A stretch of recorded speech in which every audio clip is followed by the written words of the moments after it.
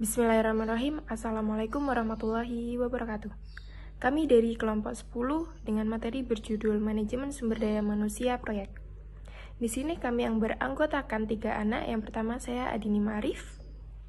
Saya Mardialia Karuniawati dengan NIM 0601032008. Saya Salsa Putri Tabita dengan NIM 0602032050. Untuk materi yang pertama akan dijelaskan oleh Mbak Mardia Lilia. Baik, di sini saya akan menjelaskan mengenai pengertian manajemen sumber daya manusia. Manajemen sumber daya manusia merupakan salah satu bidang dari manajemen umum seperti manajemen keuangan, manajemen pemasaran, dan manajemen operasi. Manajemen sumber daya manusia menjadi bidang kajian penting dalam suatu organisasi karena permasalahan yang dihadapi organisasi bukan hanya persoalan bahan mentah, alat-alat kerja dan produksi atau modal kerja saja, melainkan juga masalah tenaga kerja atau sumber daya manusia yang notabene-nya adalah pihak yang menjalankan dan mengelola faktor-faktor produksi sekaligus merupakan tujuan dari kegiatan produksi itu sendiri. Manajemen sumber daya manusia merupakan pendekatan untuk mengelola aset paling berharga milik organisasi, yakni orang-orang yang bekerja di dalam suatu organisasi, baik secara individu maupun kolektif, dalam rangka memberikan sumbangan untuk mencapai sasaran organisasi. Manajemen sumber daya manusia dalam pengadaan tenaga kerja, pengembangan karyawan, pemberian kompensasi, pemeliharaan karyawan, dan pemutusan hubungan kerja. Maka dapat disimpulkan bahwa pengertian manajemen sumber daya manusia yakni proses merencanakan, mengorganisasikan, memimpin, dan mengendalikan seluruh kegiatan pengadaan tenaga kerja, pengembangan karyawan, pemberian kompensasi, pemeliharaan karyawan, dan pemutusan kerja berdasarkan ketentuan dan perundangan yang berlaku untuk mencapai sasaran dan tujuan individu karyawan, perusahaan, dan masyarakat. Manajemen sumber daya manusia pada sebuah proyek merupakan proses mengorganisasikan, mengelola, dan menempatkan orang-orang yang terlibat dalam proyek sehingga orang-orang tersebut dapat dimanfaatkan potensinya secara efektif dan efisien. Sumber daya manusia dalam sebuah proyek dapat berupa sponsor, pelanggan, anggota tim proyek, staf pendukung, dan juga supplier.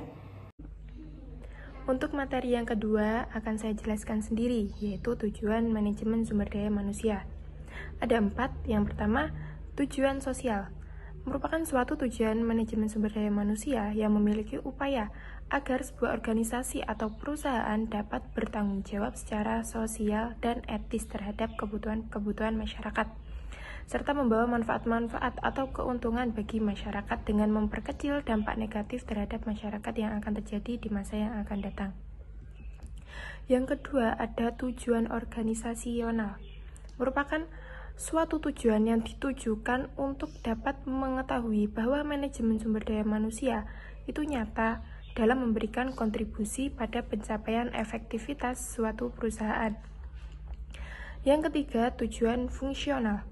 Merupakan suatu tujuan yang diarahkan untuk mempertahankan suatu partisipasi Departemen Sumber Daya Manusia pada jenjang yang telah disesuaikan dengan keperluan organisasinya. Yang keempat, ada tujuan individual.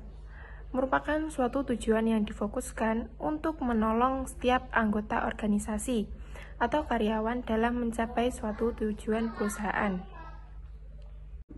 Tidak hanya itu, tujuan dari manajemen sumber daya manusia juga menerapkan dan menjaga semua kebijakan dan prosedur sumber daya manusia yang memungkinkan perusahaan mampu mencapai tujuannya.